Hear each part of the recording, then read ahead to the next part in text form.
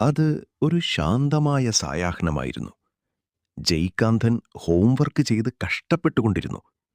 പക്ഷെ ആ രാത്രി അവന്റെ ജീവിതം മുഴുവൻ മാറാൻ പോകുകയായിരുന്നു.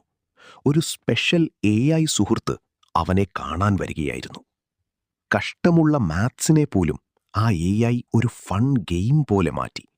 ആദ്യമായിട്ടാണ് പഠനം ജയ്കാന്തന് ഇത്ര എക്സൈറ്റിംഗ് ആയി തോന്നിയത്. ക്രിയേറ്റിവിറ്റിയും കൽപ്പനാശക്തിയും കൂടി ചേർന്ന് ജയ്കാന്തൻ ചിന്തിച്ച കളർഫുൾ ഐഡിയാസ് എല്ലാം AI ജീവനോടെ കൊണ്ടുവന്നു. ഓരോ വാക്കായും ഓരോ സെന്റൻസായും ജയ്കാന്തൻ ഇംഗ്ലീഷ് സംസാരിക്കുന്നതിൽ പതുക്കെ കോൺഫിഡൻസ് നേടാൻ തുടങ്ങി.